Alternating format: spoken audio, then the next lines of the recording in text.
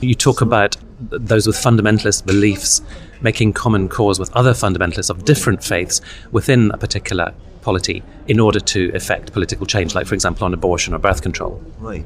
Yeah, I mean, I think we see this particularly in the U.S., but also in Europe. So in the United States, you've had very good cooperation between conservative Mormons, conservative evangelicals, and conservative Catholics, and also, incidentally, conservative Jews and Muslims. Prior to 9/11, the Muslims were very much a lot of conservative Muslims were in the Republican camp, partly because of this support for traditional gender roles and family values. And in fact, if you look at some recent political developments in California, Proposition 8, the anti-gay marriage proposition, which passed because of cooperation between Mormon, Catholic, evangelical, Latino, Catholic, African American, they were all cooperating and managed to win the vote on the basis of that sort of ecumenical or interfaith fundamentalism. I thought it was fascinating what you say about why some movements or sects or cults succeed and why others dwindle.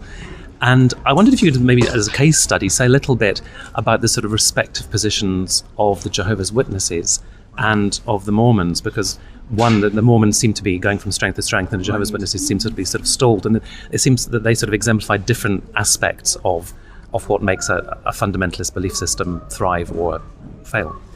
What I argue is there are really two types of fundamentalism. There is the more evangelical, open, proselytizing fundamentalism, which is actually much more successful in the developing world. So Pentecostalism, for example, in Latin America, in Africa, parts of Asia, has been a roaring success, and actually so have the Jehovah's Witnesses, partly because they are open, they aren't closed, they are able to make more converts than, say, the Amish or perhaps the ultra-Orthodox. However, those sorts of evangelical fundamentalists, I would argue, are not very successful in the West, in the more jaded, modern context of the West, the more what Weber would call disenchanted context, where people are not so easily swayed by their arguments.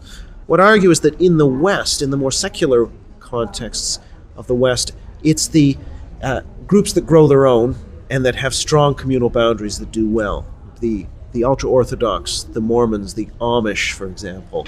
These are all groups that are actually amongst the fastest growing or the fastest growing religions in the West. People don't necessarily think of this, but only the very fastest growing megachurch in non-denominational megachurches in the U.S. can match the Amish or Hutterite growth rates.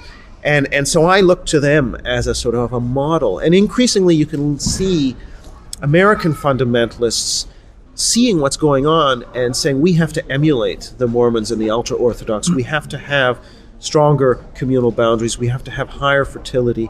They're trying, in Daniel Dennett's words, to kind of backwards engineer and design a successful religion based around these properties. And the most extreme example of that in the U.S. is the Quiverful movement, in which the founder of the Quiverful movement, Doug Phillips, who's the son of Christian right founder Howard Phillips, so has a lot of political clout, but he has 8 children himself, and their vision is no birth control, no abortion. We're going to have as large families as we can. That's a sign from God. And he actually has what he calls a 200-year plan for domination based on the fact that everyone else's fertility is declining.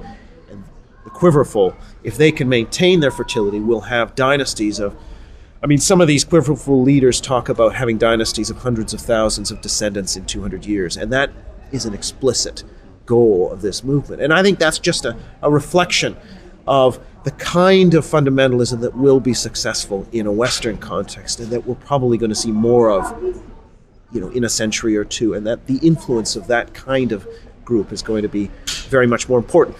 Yes, Israel is the first place it's going to be important, but I think that paradigm will spread to other parts of the West as well.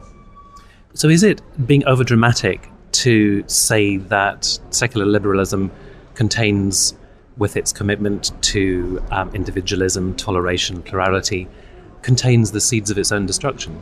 I think it does, but I would hasten to say, I think it does under current conditions. I don't want to suggest that religious fundamentalism will inevitably win, but I think under current conditions it will win effectively. That the contradiction is this, and that is that fundamentalism is a reaction, a response to secularism.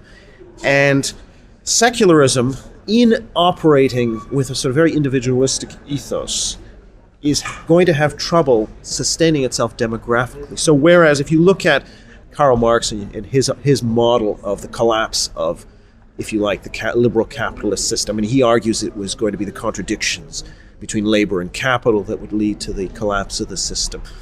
You then had other writers, such as Daniel Bell, who I quote a lot in the book, saying, well, no, it's actually going to be cultural contradictions between the need for a disciplined work ethic to sustain capitalism and the ethos of hedonism within capitalism, which undermines the system. But actually that hasn't occurred.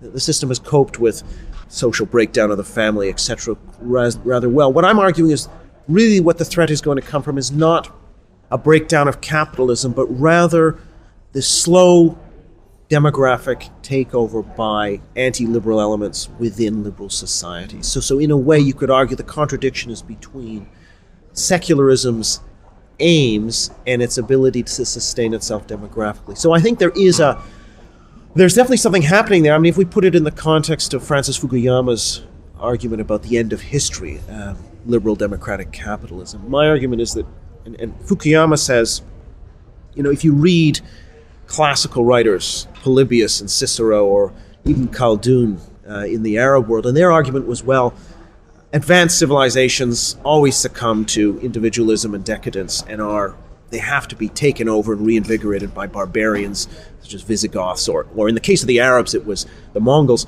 That these groups then bring a sort of less sophisticated but stronger social cohesion. And Fukuyama says, well, actually, the sort of Western liberal democratic societies are protected now by advanced weapons systems, so they can't be sacked by barbarians who may have stronger social cohesion. However, I think another possibility is where you might have, again, an internal, not an external guns blazing kind of takeover, but a sort of internal conquest by more disciplined, high fertility, high boundary groups, these endogenous growth groups, just slowly, generation after generation, becoming a larger and larger share of the population. Maybe religious immigration will play a role in that too, gradually conquering from the inside. So there's where I would see the challenge, if you like, to the end of history model. Eric Kaufmann. Shall the Religious Inherit the Earth is published this month in paperback. You can find out full details on the Blackwell website at blackwell.co.uk. Until next time, thank you for listening, and goodbye.